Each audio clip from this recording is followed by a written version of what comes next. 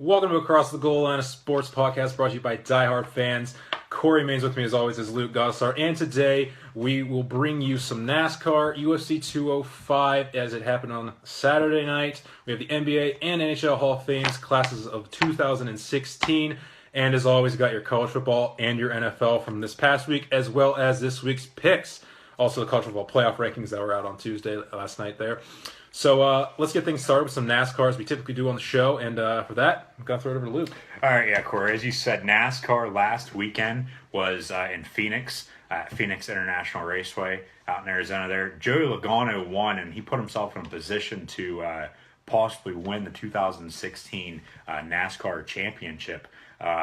He joins Jimmy Johnson, Carl Edwards, and as the winners of the round of 8, and then Kyle Busch will also be competing for a second straight NASCAR championship as he qualified for having the most points between the rest of the drivers. So Jimmy Johnson, Carl Edwards, Joey Logano, and Kyle Busch will be competing for the championship this Sunday at Homestead, Miami. Who are you going to pick to win the title, Corey? Well, I know you got Jimmy. Yeah. Of course. I also have Jimmy Johnson because in the past 2 rounds he's won. Yes. To secure a spot into the next round. So after all summer not winning a race at all. Yeah. After winning 2 to start the season, but he picked it up there. Yeah, so he has 2 wins in recent weeks. So he's got the hot hand, so to speak. So it kind of makes sense for him. I think it was like the first one that they did, the first playoff system that they did. I think it was like Tony Stewart or something, or Edwards or someone. They had a bunch of race wins down the stretch and ended up winning the title. It was either that or the very last one before we started doing this. I think it was Brad Keselowski. Keselowski? Yeah, because Carl Edwards right. has never won a championship. All right. Tony Stewart won in 2011, 5 years ago. It might have been in 2011 when it wasn't the playoff system, but yeah, someone got hot down the stretch and ended up winning the title, though. I know that. So, and we see it in sports all the time, like pro football, NFL. Oh, yeah, for sure. Whoever's hot going. Actually, better ones probably college basketball. When you enter the NCAA tournament. I agree with that. We've seen it so many times. Just because of March Madness, because of the tournament. You see a team get hot, and then they end up running the table when, as like a pretty high ranking, like Kentucky this past season, 8 seed. I think they made it pretty far, if I'm not mistaken. They made it to like the Final Four. I'm pretty sure. Connecticut is the prime example with both. Kemba Walker was the first one to do it, and then Shabazz Napier a few years later. And then won the title both times. Yeah, as not the highest rankings either, because with Kemba at least they went in, won the tough Big East championship, which was tough then. Of course, it pretty much disbanded by now. Yeah, and when Kemba was there, they had that 6 overtime game against Syracuse at the Garden. Yeah, and he had the game winner against Pitt in the Big Ten, in the Big East. The next game right after that. Yeah, it was the next day. Yeah, next day, because it's just one right after another. Yeah. But for those conference tournaments.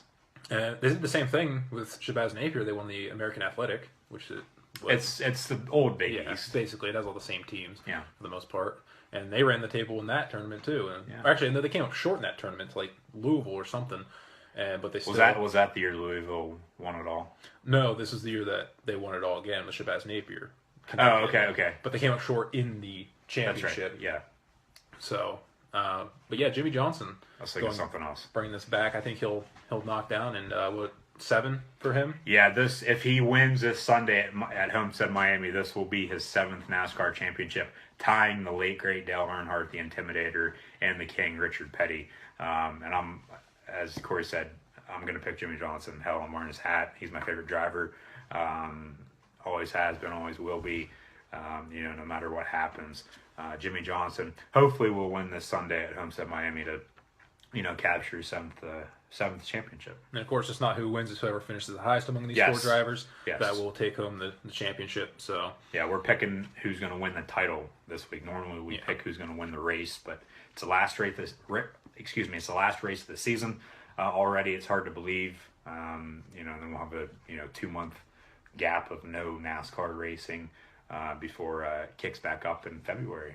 Yeah, so and that's not gonna be very long. A very short off season there. Exactly. So I think we'll move on now. Yeah. Do we have any questions there on? That does not look like it. Okay. UFC. Asking our PR guy. Yeah, UFC 205 is on Saturday from Madison Square Garden. First time any MMA was in New York for a while. I think it was like 80s or something. First time ever. First time ever. There's never maybe not in UFC, but just MMA in general. MMA in general, they're never allowed to. It was illegal or something. Yes, it was illegal. So that's what it was. Now it's legal, Yeah. and the UFC broke tons of records this past Saturday night. Yeah. Hell, even breaking UFC 200, which they thought would have been, Yeah. So you know. I mean, you get a big market good. like NYC with a guy like Conor McGregor, the way Yep. he acts inside and out of the ring, mostly outside the ring, but his cockiness. But we'll get to him in a minute because he was in the main event of this event. But we'll start with Miesha Tate. She lost to Raquel Pennington. And what is her final match? Yeah, she retired. She retires after the match. So I said when we predicted it that maybe she can come back, win this, and maybe get back into the title hunt. Yeah, last week. But that ain't happening. Nope. She decided to hang it up, and you know. And Rousey's, she's talking about hanging it up after this. Wish her the best of luck. Maybe both of them come to WWE.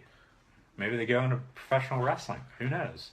Who knows? Yeah, definitely who knows. But yeah, Ronda Rousey's saying she might retire after her last match here in December. December 30th.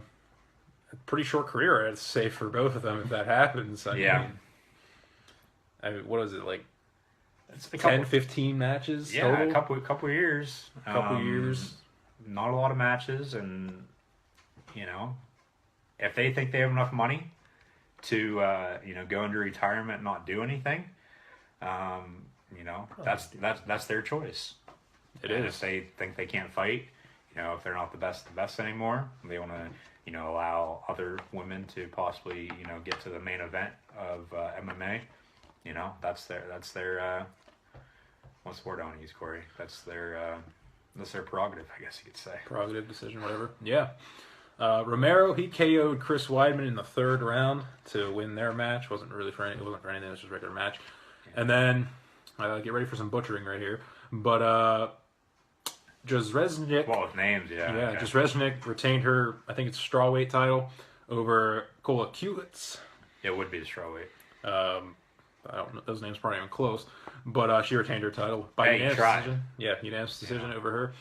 That's all you can ask for is you try. Yeah, and then Tyron Woodley, who knocked out his opponent to win his title. Again. Not again. He drew in this match against Chris Thompson, and he retains his title in this match because he draws with Chris Thompson. I'm talking about UFC 203 when we predicted his match. I thought you meant, because I didn't watch UFC 205 on Saturday night. I thought you said he knocked him out. So No, I was talking you're about talking about UFC 203. I was talking about when he won the title, he knocked out his opponent. I got you. But yeah, he draws, which is something you don't see a lot in the UFC. Now. But he gets to keep his title thanks to the draw. I think it was. I was confused about how the scores worked, but whatever.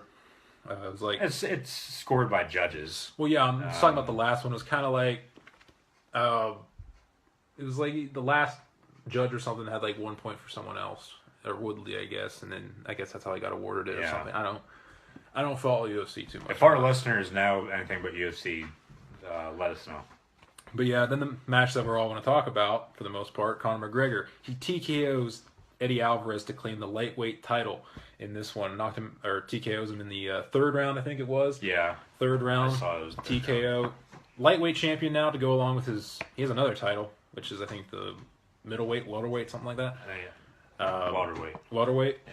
But he's the first man in UFC history to hold two UFC titles at the same time. Yeah. Which is Impressive. unheard of. It's impressive. Considering It's unheard of the different weight classes, Yep. you know, because you got to go up one weight class, go down to another. It's ridiculous. Now he'll never fight for both the titles on the same night. It's impossible. It's impossible. Because of the weight classes. You can't do that, because if he gets knocked out, That you know, too. in one fight, Well, the problem is, or if he goes the distance in the one fight, how the hell is he gonna, you know, be able to, you know, fight and then in his next fight the same night? You know what I mean? well, the real problem is weight. Because Well, that too. You can't make weight for one and make weight Exactly. for another at the same time. At the I same know. weigh-in, so he wouldn't be able to even get into Yep. the octagon to fight for that. So, what he said after the match, I wouldn't be surprised if something like that does happen though, and something like under the table, you know, comes up and they do that. But it probably will never happen. What were you gonna say about after the match? After the match, a lot of people were talking about how during his like press conference, he was saying that, "Where's my ownership?" basically for UFC, because he has both titles. He's a super marketable guy in the company. Yeah. That's just ridiculous. You're asking for ownership of a company where you, your partner, are basically an employee, and you're asking for ownership where you don't put any of your money in to the company. Yeah, you're just the employee of the company. If he wants to have some ownership, he might want to pay up and buy some. He shouldn't be just buy some stock in it. Yes, he's probably the most marketable guy in the UFC right now. Granted, maybe of all time. Maybe, but as of right now, yes. Though. Yeah, but you can't just go around doing that. No. I don't care how good you are, unless you yourself are going to go out and pay up and purchase ownership like you're supposed to, no, you shouldn't be able to do that. I agree. We'll move on now to the NBA Hall of Fame, class of 2016. Luke, I think you have almost the entire list, maybe not. Yeah. But I have 4 notables. Okay. 4 that we're both pretty familiar with. Yeah, we'll just go over the notables. We don't have to go over the whole list. Okay, we'll go over the notables. I think there is... that damn phone. The phone is ringing again, off the hook. We're busy people. We're hard to reach. I think there's 7 people. Something like that. 7 or 8 people that were inducted, but we'll just go over the 4 notables. We'll start with Allen Iverson. How about that? Yeah. That's the first name I have written down. Allen Iverson, longtime Philadelphia 76er, made his name as a Philadelphia 76er, helping lead them to, I think, the 2000-2001 championship, if I'm not mistaken, losing to the LA Lakers, their first title of their 3 straight. Yep. Which another guy on this list played for that team, on the LA Lakers, Shaq. We'll get to him, but he's one of my favorites. I have a little bobblehead in my room. AI? AI. He's one of my favorites growing up. Yeah, AI played his high school ball in Hampton, Virginia at Hampton High, and then he went on to Georgetown in Washington, D.C., and played for John Thompson III, and was drafted high in the NBA draft by the Sixers. And that's where he played most of his career before getting traded to the Denver Nuggets in a... what was it? Who was the other guy that was traded? It wasn't Melo. I honestly wasn't can't. Tracy McGrady. I honestly can't tell you. Who was?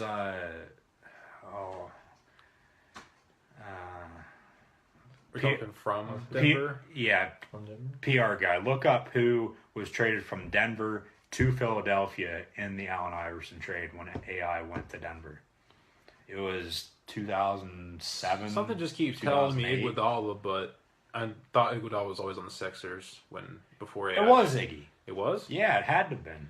I always thought he was always on the 76ers to begin with, but I guess if that's the case. But it had to have been Iggy, but our PR guy is looking it up right now. We'll let you know here, whenever he finds out. Yeah. Moving on, or if you wanted to talk about AI more. AI, I'll just say is probably one of the best scoring guards ever for the most part. Averaged over 20-some points over his entire career. Led the league in scoring a couple times, if I'm not mistaken. A couple scoring titles himself. Multiple-time All-Star. Never won that championship because he had to go through those Lakers, of course. No, but he was the MVP in 2001. He was. But how about the MVP of 2000, which was Shaquille O'Neal, who we'll get to right now. And he was a 3-time MVP of the NBA Finals. Yes, in 2000, 2001, 2002. 3 straight for the Lakers. The three-peat there with Kobe Bryant, of course, most notably. Who just retired as well. Yes. Who we'll be talking about in 5 years. Yeah. As a first ballot NBA Hall of Famer. Definitely one of the most dominant big men to ever play the game, Shaquille O'Neal. He'll go down as that, I'm sure. Coming out of the draft, number 1 pick by the Magic in '92. Was great in Orlando. He's something that you hadn't seen before when he came out, because his size, he's a huge man. 7'1". 7'1", and just an absolute tank down low. And then he just kept on adding weight, throughout his whole career. It was almost impossible to stop him down low in the post. You had to hack him, the hack a Shaq strategy, which is what it's called nowadays because of his poor free throw shooting, granted. And they're trying to get rid of it, which I don't blame them. The NBA is trying to get rid of it. Yeah, that only extends games, and then do we have some information on that trade between the Nuggets and the Sixers involving Allen Iverson? We do. Denver sent the Sixers buying a contract of Joe Smith and first 2-round picks and the point guard Andre Miller. Andre Miller. That's what I thought. All right. Started with an A, so we were close. You got Andre right. Yeah. Last half right. Yeah. But Shaq, I know he's regarded as probably he's regarded as probably one of the best ever in that list of maybe the top 10 possibly because of his actually 4 titles total because he won one in 06 with the Heat with Yes, Dwayne Wade with D Wade. when they defeated the Mavericks that year. And played most of his he started his career in Orlando, went to LA for the most of his career where he was really shining as a star, of course. Yep. That's where he made his name. And then he moved on to like He went to Miami after that. well, yeah, but he went to play for like 4 or 5 other teams after they played for Miami, Phoenix, Cleveland, Boston, and I think that's it, if I remember correctly. But he played for a whole bunch of teams after LA. So Yeah, that's it. I was trying to think too. Yeah. So what's that? 6 teams 6 teams total, but in his 19 seasons. That's it's not bad. what 3 excuse me. That's 3 seasons per team averaged. And talking about guys that were kind of revolutionary at the time, huge guy, Yao Ming, Oh, out of for China, sure. the tallest man pretty much ever played What the is game. he? 7'4"? 7'6". Oh, he's 7'6". That's 7'6". even- Holy shit! Yeah, out of China, number 1 overall pick for the Rockets back then. Those Chinese.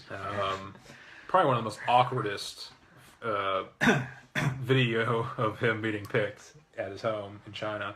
Just so he had like so many awkward hand claps with his father and his mother and stuff. It was like the most awkward like draft day video of all time. Yeah. But yeah, number 1 overall pick. He's another guy that kind of In 2002, in 2002. You hadn't And he- seen before. and he didn't play long either. Well, because of his size and his basically his lack of athleticism helped And that. injuries. And injuries because of his size. And he played 8 seasons. It's so huge that you're got to be prone to injury with that size that you got. So, but good in his time there. Multiple playoff runs as a member of the Rockets. Never really made a deep run though. Yeah, he's another guy that you didn't see that when he came. Like you hadn't seen a guy like that size and that ability. No. I called him kind of unathletic. I mean, 7'6", he's a freaking tree. He can't be that athletic, right? You know, if you're like super athletic at 7'6", I mean, it's over. No one's gonna stop you. Yeah. I mean, hell, like that guy can dunk without even like jumping off the ground, basically, because Oh, he he's so did? tall. Well, yeah, 2 inches, hop. but the bunny hop. But yeah, another iconic guy, and I'm gonna see it here in the NHL when we get to it. Guy who didn't play long, but he still made the Hall of Fame. We're talking about Eric Lindros when we get to the NHL, but he didn't play as long as some of these other guys. Didn't have the stats that some of the other guys in the Hall of Fame do. So we'll get to that. But then finally, Tom Izzo, legendary coach, still coaching. Still coaching for Michigan State. They lost actually last night to Second straight. Kentucky. 0-2 on the season. Yeah, they're 0-2 to start out, but they've played 2 good teams. Played Arizona last Friday night in Hawaii at Pearl Harbor, and then they played Kentucky last night in New York City at the Garden.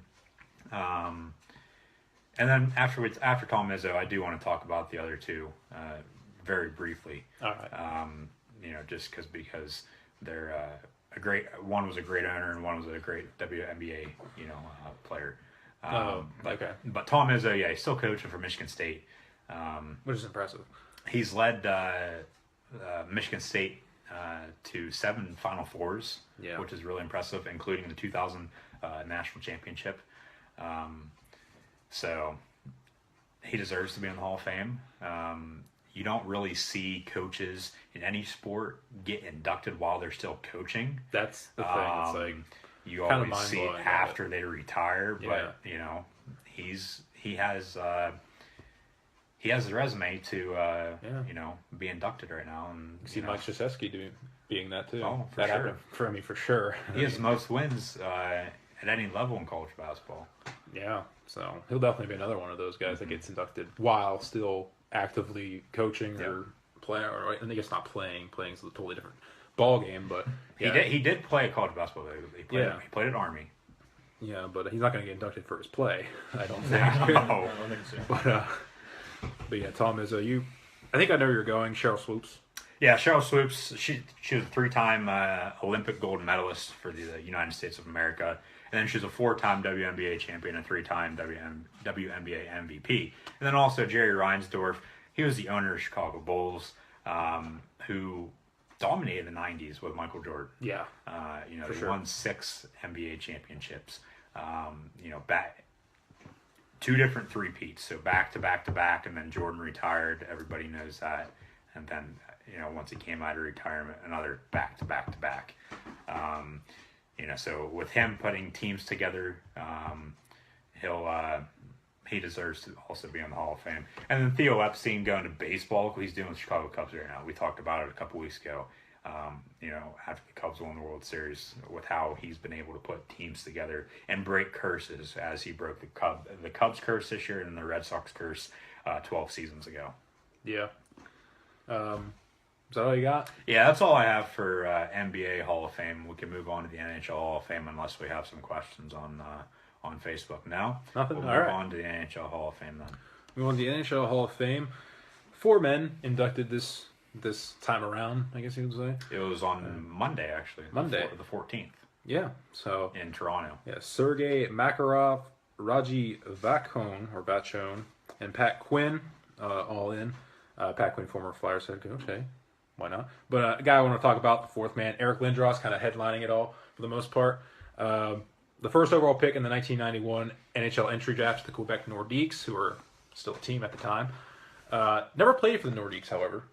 Didn't play one game for them. Got traded in 1992 to the Philadelphia Flyers for a total of 6 guys. 6 people. Without even playing a game. Got traded for 6 total guys from the Philadelphia Flyers. One was a draft pick, though. They had some confidence in them. But yeah, 6 guys, including Peter Forsberg, who ended up forging out a pretty good career in Quebec/Colorado, which is the team where they relocated to. The Quebec Nordiques did. And Ron Hextall, who's now the GM of the Philadelphia Flyers. But Hextall didn't stay too long. He only played, I think, 1 season with Montreal or Quebec, and then came back right to the Flyers again and played out the remainder of his career there. So it's kind of an interesting little thing about him. He didn't play a game. He got traded for 6 dudes. Amazing. I mean, unproven commodity. Yeah, you don't see that a lot. You do not see that. He played 8 seasons with the Flyers. His first 8 seasons were with the Flyers. He was the captain for 6 of those seasons, helped lead them to the Stanley Cup Finals in 96-97, losing to the Detroit Red Wings in a sweep, actually, which is, And they hadn't been to one since, well, now 2010, when they made it all the way and lost to the Blackhawks. But either way, he's had 290 goals, 369 assists as a Flyer, a total of 659 points as a Flyer, out of his 856 points. Aside from the Flyers, he played for the Rangers, the Leafs, and the Stars. And when I was talking about earlier, he didn't play as many years as some guys may have. He only played about 13 years or so, in total, 12 or 13. Because 13. Because after the Flyers, he played for the Rangers for 3 seasons, played for the Leafs and Stars back to back in like 05, 06, something like that, and then retired.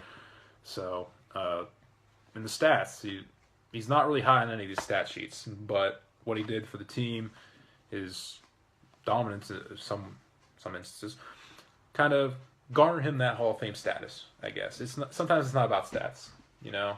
It is, but it isn't at the same time, That's just how it goes. Yeah, I know what you're saying. But also 6-time All-Star, Hart Trophy winner, and Pearson Trophy winner in 1994-95 season. Hart Trophy is the MVP, and then the Pearson, which is now the Ted Lindsay Award, is for the most outstanding player as voted by the NHL Players Association. So basically 2 MVP awards in 94-95. So yeah, that's all I got for the NHL Hall of Fame, I'd have to say. I just wanted to talk about Lindros mostly because him being a Flyer, of course. I wanted to get on that, so... I don't blame you. I mean, you're a Flyers fan. I'm a Penguins fan. We have our bad blood every now and then, but... Yeah, I also want to talk about another guy who liked have a shirt with his name on it, have pictures and stuff, so guy I really want to talk about, so... Oh, well. Perfectly fine with me. Perfectly fine with you? All right. Move on now? Moving on. College football? Yeah, to what's basically our main event, you could say. Yeah. Of the show, as per usual, for the most part. College football last week was... And the NFL. And the NFL. We'll do college first. Start with college football. Like we normally do. Do you want to start with the last week, or are you going to start with the football playoff? Well, let's start with the rankings again. Start with the rankings again? Because, that's what we've been doing. All right. How about... I'll just read through 1 through 10, and then we'll kind of get into all the teams then. How about that? That's fine.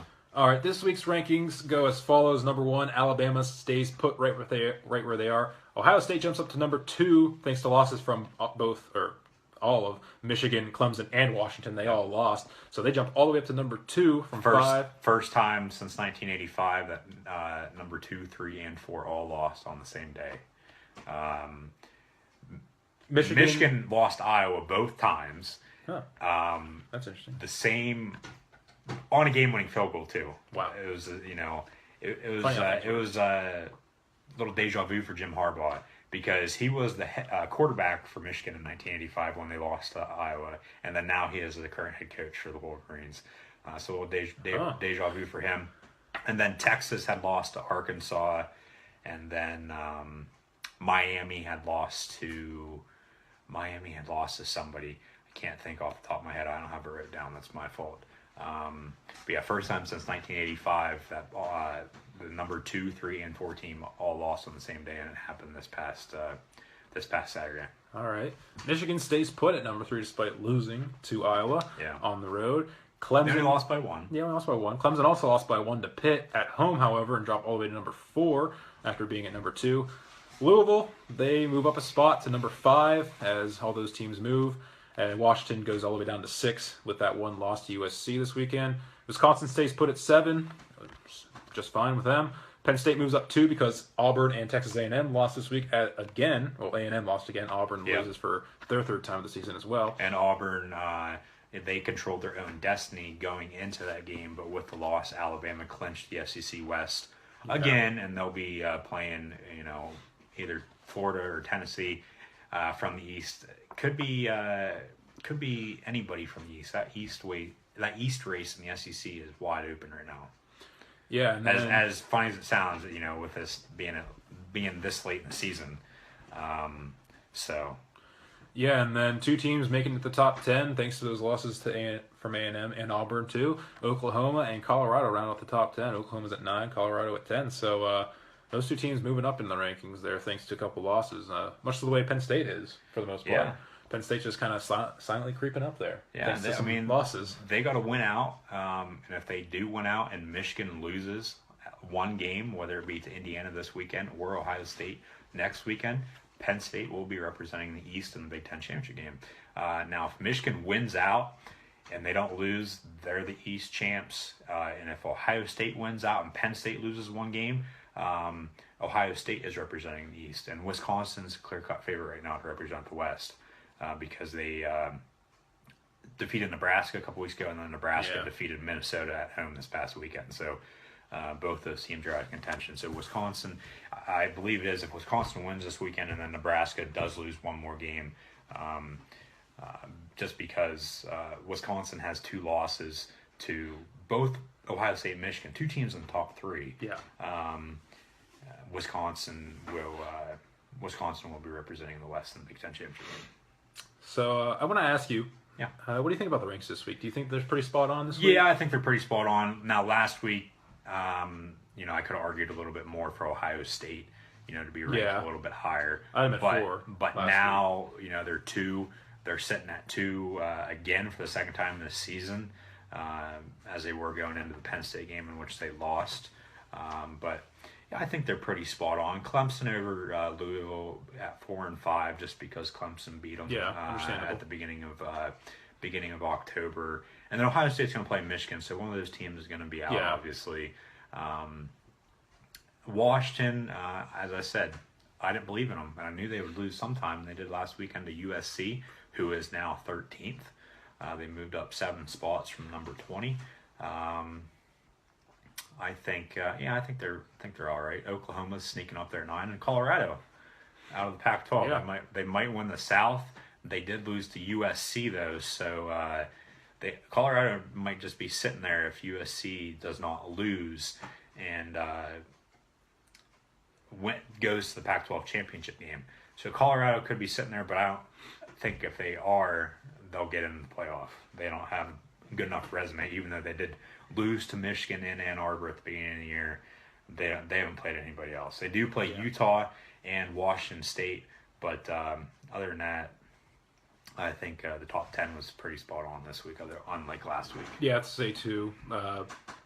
I thought, my own little expectations, predictions, you could say. Going into last night. Yeah, going into last night. I had Clemson above Michigan, but I understand why the committee did that. I mean, as I look at it again, I actually did this way before last night. I did this almost, maybe Sunday, actually, after the games and stuff. Either Sunday or Monday. But I understand why Clemson's below. They lost at home, which I mean always hurts. Michigan lost on the road. That's a little bit of difference. You're expected to win at home, of course. Even though, as you said, both teams lost by 1 point. Iowa is a better team than Pitt. That's what they're saying. Iowa plays in a better conference than Pitt. That too. Because you look at the Big Ten right now, you got 4 teams in the top 8, and Penn State beat Iowa. Michigan lost Iowa, obviously, but Wisconsin beat Iowa. So I think that's why Michigan's over. Well, that and the overall resume, which is kind of what you're getting into, the conferences. Clemson hasn't really. They're in a not as good conference as the Big Ten, of course, in the ACC. Now, plus, early on in the season, they were playing some pretty close games against some less than great opponents. Yeah. Like, what was it, Troy, I think it was? Yeah, Troy at the beginning of the season, now you really can't, count that game because it was opening weekend. And then... no, it was a couple weeks in. It was the second weekend, excuse me. They played Auburn the first weekend, who, just dropped to 15 with the loss to Georgia. So that win doesn't look as good now, of course. No, but then... But then, of course, they almost lost to NC State a few weeks ago at home as well, and now they lose to Pitt. So I guess I get it. But the only other thing was I had Wisconsin over Washington, 6 and 7. I have those two flip flop. No real reason. It's just I felt like just you because have Wisconsin at 6. Yes, I agree with that. Just because similar to why Clemson is below Michigan because Washington plays in the Pac-12, which is not nearly as good as Wisconsin. Plus, Wisconsin's 2 losses are 2 teams in the top 3 right now. So, or in my case, the top 4. And then if they go on to the Big Ten championship game, and if Penn State's there, and if Penn State beats them, there's no question why Penn State shouldn't be in the playoff. With beating Ohio State, they lost to Michigan, but then they beat Wisconsin, who lost to Ohio State and Michigan. So, we'll leave that at that. Before we get into anything else, you're kind of going crazy over there, PR guy. What do you got? Your questions? You got something? Yeah, Luke, you said the first time that the 2, 3, and 4 all lost. Yeah. Since '85, those teams were, you said, Michigan and then Iowa. Yeah, Michigan lost to Iowa. And number 3, Oklahoma lost to Miami. Oklahoma. Right. I knew Miami was in there, and then Texas lost to Arkansas. Right. Yeah. Okay. All right. So a little fact check right there. So thank you, whoever that was. Yeah, a little fact checking right there. But this past week, of course, we kind of already alluded to some of it. A lot of upsets this week. 5 teams out of the top 10 lost this week, which is impressive. But including 2, 3, and 4. Got to pick one. Which one is the biggest upset? If you had to pick one. If I had to pick one for the biggest upset, well, I picked USC over Washington, so I can't say that. Yeah. I'd have to say Pitt over Clemson. Pitt over Clemson? That game was back and forth all day. Both quarterbacks accounted for, I believe, 9 touchdown passes.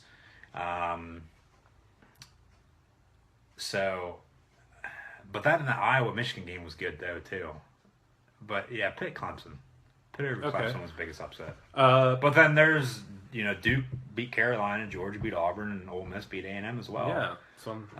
So, as you said, a lot of upsets this past week. A lot of upsets this past week. I had USC over Washington, actually, which is probably the least of the upset on paper because of the rankings and stuff. But my justification is that it hurts Washington the most, this loss, out of all the other teams. Oh, for sure, because they're sitting at, 5 now? Oh, they're at 6 now. 6 now, excuse me. If obviously somebody's going to lose between Ohio State and Michigan. Maybe Michigan loses the rest of the final 2 games because Walton State supposedly has a broken collarbone and is out for the season. And John O'Korn could possibly be starting this Saturday at home against Indiana. O'Korn is a native of Huntington, Pennsylvania. He actually attended Huntington High School and then transferred to school down in Orlando, Florida when his parents moved, and then he went to Houston and had a phenomenal freshman season, threw for over 3,000 yards, and then when Tom Herman came in from Ohio State, different kind of system, he decided to transfer. He went to Michigan and sat out last year. Now he has his chance to prove all his doubters wrong. That teams didn't want him.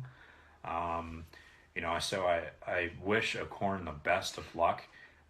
Michigan hopefully loses one of the two so Penn State can get in, but if they don't, they don't. What were we saying? Yeah, biggest upset. I say Washington. USC over Washington but if obviously I said one of those teams is going to lose. I think they'll take the ACC champ over the Pac-12 champ because still USC and Colorado could beat Washington. Washington still has to play Washington State, who is coming in at number 22 in the rankings this week. Yeah. Sorry for any inconveniences. All right, we're back.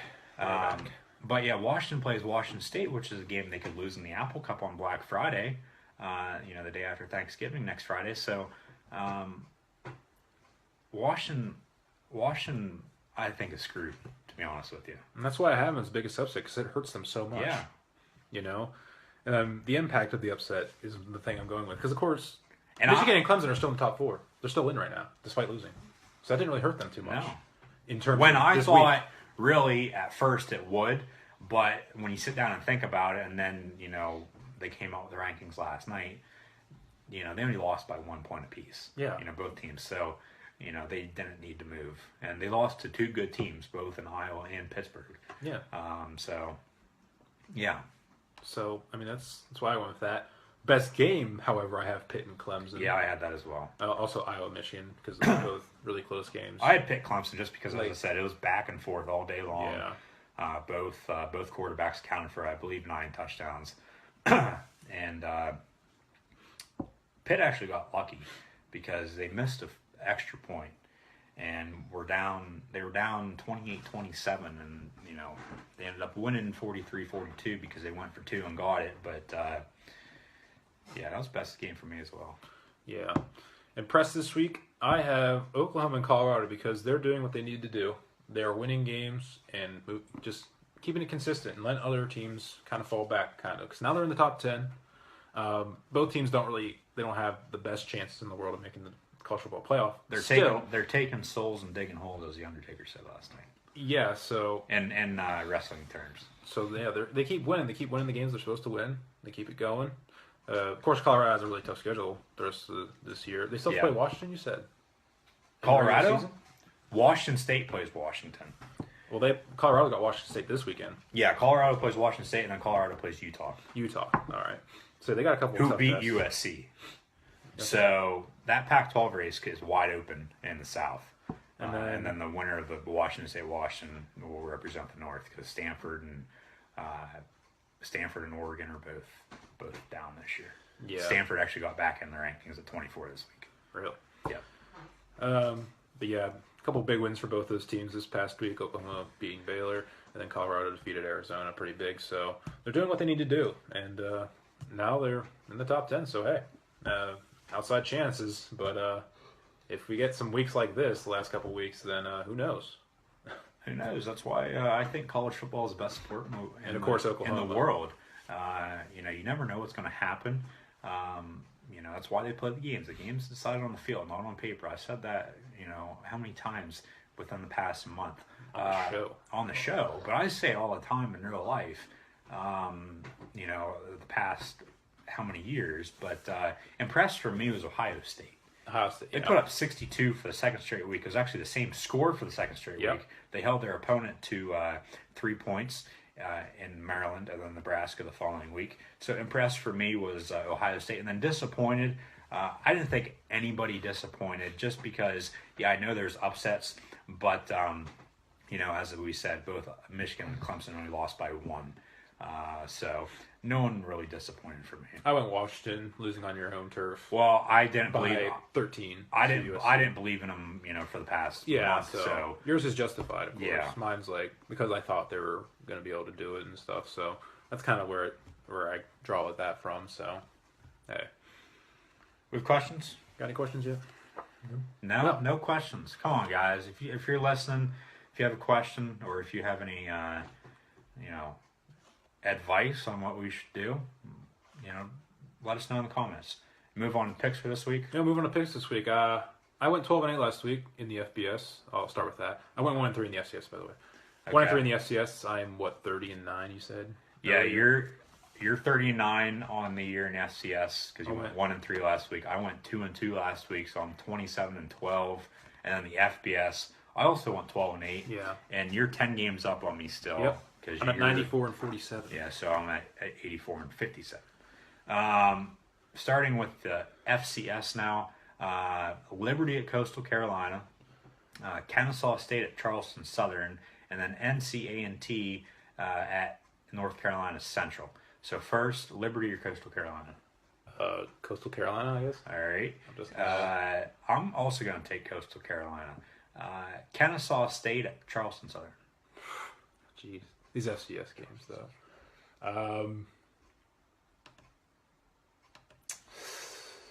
Charleston Southern. I'm also going to take Charleston Southern because they took North Dakota State into overtime in the Fargo Dome at the beginning of the year and lost in overtime. But we'll leave that at that. As I said, North Carolina AT&T, excuse me, A&T at North Carolina Central. North Carolina Central. I'm going to take NC-A&T. This is possibly a game of the week in the FCS. Both teams have 2 losses, but it's week 11, 12 now. So moving on, Jacksonville State hosts Tennessee Martin. These are all going under FCS. Yes, there's a lot of FCS games this week. I believe I have 8. All right, so UT Martin, Jacksonville State, I guess. I'm also going to take Jacksonville State. They won a couple weeks ago when I didn't think they would. They proved me wrong, so I can't pick against them again. Central Arkansas at Sam Houston State. Central Arkansas. You don't know? You don't care? I don't freaking know. Sam Houston, good general during the Alamo, so Sam Houston State. Northern Colorado at Cal Poly. Northern Colorado. I'm going to say Cal Poly just because I need to catch up with you. And then we got 2 FCS teams playing FBS teams this week. The Citadel, who is 10-0, they go to Chapel Hill to play North Carolina, who is coming off a loss to Duke. And they're going to suffer their first loss. Got North Carolina. What's that? I got North Carolina. You're going to take North Carolina. You're going to take them and give Citadel the first loss. I would love to take the Citadel because they're 10-0, but they're playing an FBS team. Yeah, we have seen FCS teams defeat FBS teams. Most notably this year, North Dakota State went to Iowa and defeated the Hawkeyes. And North Dakota State actually made a joke on Michigan. They tweeted a picture of Iowa's locker room and said one team left with a win and the other one didn't. Bragging against Michigan there. But I'm going to take North Carolina in this game. And then Chattanooga at Alabama.